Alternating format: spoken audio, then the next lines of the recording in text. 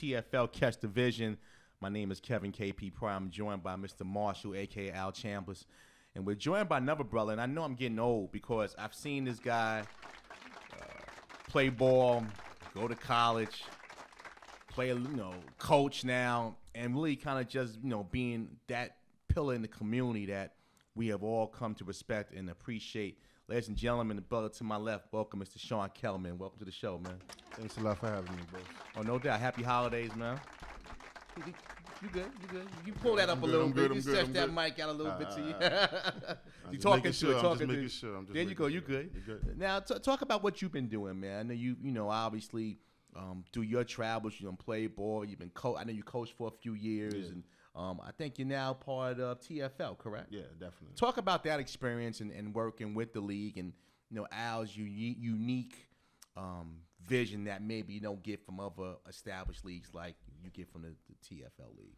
Well, the best part about playing with the TFL or being part of the TFL is the fact that it was a developmental league, and it gave us a transition from junior pro, right? And it really showed us how to be a semi-pro product. Talking to it. Oh, you got me? Yeah, you can get into it. I know you got to get low. I know you're a big fella. Yeah, it taught us to be a semi-pro product, and when we make our mistakes, TFL was so small. It was so small that when you make your mistakes, people really don't see it, and you can learn from your mistakes. But it was all about developing, right? And I think with any product is always developing. Now, from a football aspect, I'm coming in a football aspect. When the TFL league came out, I was still working with MLF, MFL, Major League Football, and some of the things we were doing. But it was always like I don't know, like a big brother, little brother. Now I know you done played a lot of leagues. You done played college ball, and you were nobody little brother by any stretch of the imagination. Talk about the competition that you experience in the league that maybe kind of quells some of those myths that people think that it's not quality ball, quality coaching, or quality competition. Well, to me, it's all pretty much in the same. It's all about what you do with your product. In every league, there are good teams and there are terrible teams. Right. So what you try to do is you try to find a place where your team will fit in, and you try to find a league where your team fit in. Right. You could play with any league in the world. I mean, literally, you could literally pay your league fee and play in any league in the world. But what are you going to get out of that? So it's all about what is going to come back to you on the long haul. Right, no doubt. Al, you want to jump in? Well, my question would be, what do you see where the leagues overall, because I'm not, we're about football, but I'm not just limiting to TFL. Just overall, what we call adult amateur football that we call semi-pro in the city. What do you see that where we can improve or needs to change overall? Well, I'm not no authority figure to speak on about what should. But I'm sure you have some opinions. Improve about every other league.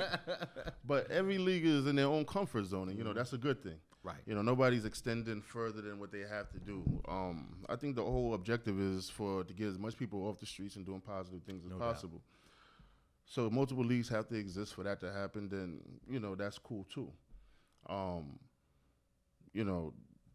The major leagues that are in New York City, again, for the most part, everything is top heavy because players gravitate towards the good teams. Right. Or some teams are actually developed right and they become great teams while everybody else is still trying to pull pieces from all around the world. So, I mean, it's really not about the leagues. It's more about team owners and, them being more responsible. Obviously being in this thing for a long time, I've always had a pet peeve, and it might annoy some folks. I didn't always play with great teams. I won't say the names of the teams out. Call it out. I'm not going to call it out, no. But, I haven't always played with great teams, but my focus has always been once I commit. I'm going to ride through good, bad, or ugly. I want to hear your opinion on this, Sean, because you've been around, you play quality teams, you've done a lot of things. You've had a resume. You have a resume that a lot of these semi-pro and amateur guys wish they had. Some intercollegiate, had some success in the semi-pro, acknowledged by your peers. You've had all that. Talk about just being part of TFL and hearing guys who want to wear 3-4 jerseys in a sport that really doesn't. It's hard enough to play one game where guys are playing 2 and 3 games a weekend and trying to, compete. Talk about that from where you sit at now as an older player and a guy who's more mature. Yeah, when I was young, I was all for it. You get the more football, the better. Well, you're young. You got them young legs, man. You feel like you conquer the world. But I definitely, the first thing to do is to understand that perspective. Right. College football and the NFL. College football, you only guarantee 10 games a year. NFL, you only really guarantee 16. Mm-hmm. But, with incentives, with money, scholarships, and everything else. Right. What they do is, those type of players, they work all year round, every day. They practice every day. But they don't really compete in games. So what they do is they build all of that up, and they let it out at one time on that Saturday night or that Sunday night. Right. And the level that we're on, we're not privy to that. You can work out every day and you can practice every day. But realistically, you're not. So what you try to do is you try to get all your football in one shot. That's basically like somebody who gets their liquor. They get paid on like a Friday, right? And they're drunk Friday and they're drunk Just Saturday. Got paid Friday. So, there you get all out. So that's pretty much the idea that I've seen it with football. It's not 5 days a week for them. Right. It's I'm gonna go to one practice. I'm going to call a coach and tell him I can't make it because I got to work. Right. And then you're able to play 2 games in one weekend. But as now kind of the elder statesman playing, how do you take that? Because I know obviously you're a guy that, just kind of seeing you mature and grow. You're a guy that's not going to take that. You're going to voice your opinion and let guys know. I was definitely going to get into that. Right. That's definitely, so now what it comes down to is responsibility and team structure. Mm-hmm. Can you allow that to happen on your team? Right. See, so if you don't allow it on your team, then it cuts down options.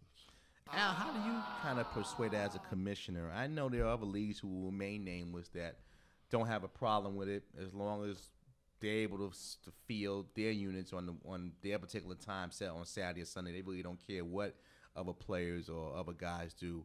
What is your thought behind your league and your philosophy behind what's beneficial to your brand? Unfortunately, because the players are paying to play, there really isn't much that you can say or do.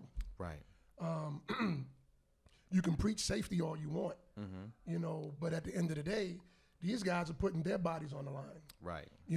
They're putting up their money. Now, they're supposed to be putting up their money. Now, if you're an elite athlete, right. Obviously, the owner, as an owner, they just want to win games. Right. So they'll allow whoever to come in, disrupt their chemistry, and just to win a game or two. So what I try to discourage is that we got certain rules in place that, because we know guys are doing this, right. They got to play at least half the season. Okay, so you have some type of boundaries in order to be eligible for the playoffs. And with the leagues crossing the way they do, it's going to be very hard to do. Right. So that's why I put that in place, and I do believe MLF has that also. Yes. I'm not sure about the 5-star, but but like that's what I said. Where it comes down to the responsibility of the owner. Because right. the league could have that, you have to do those certain amount of games, and which is fine. They'll do whatever they got to do to qualify for the playoffs. Right. But then it leaves another product of those games where they don't show up. So it really depends on the ownership, or if what they allow and what they can't allow. I've had a few players that play on multiple rosters. Right. And I say multiple, probably 2 the most. The way you manage that is, you basically have to get them where they're obligated to. They have, right, so they have an allegiance. There's always going to be a where one. They're obligated to. Right. So, you could play with that team, but this is where home is, you know? Right. So, with that understanding, we was able to do the things that we was able to do, because when it comes down to games, my team will show up. Right. When we play against the teams who have those type of problems, and they're going to come to big games and stuff like that, you're losing out on opportunity to become a team, which is play as one, tackle as one, think as one. But if you're only there half the time, then you're only going to make half the plays. Right. That's the way I see it. Right. No matter how good you are. No doubt. We're here talking to Sean Kellman here at TFL. I keep forgetting TFL Catch Division. I want to say but I'm not going to say that. It's Tuesday night. DSN Network, DSN, www.DeMatrixStudiosNetwork.com. Hope you're tuning in. Al, I'm going to go back to you. Football season now has come to an end. Mm-hmm. And in the world I come from, there's it's almost like Santa Claus. People talk really big between December and March about what they're doing with their programs, who they are, and everybody's going to have a Nike deal and have Jim Harbaugh come out and it's always visions of grandeur. Mm-hmm. Talk about just how you balance your teams and the realization of being business and the realization of being quality on the field performers, because there's two different worlds. Mm-hmm. I've known organizations in the past, unfortunately, have spent all their money on uniforms and have a place to play, or didn't think about the safety aspect of having young men have their helmets conditioned.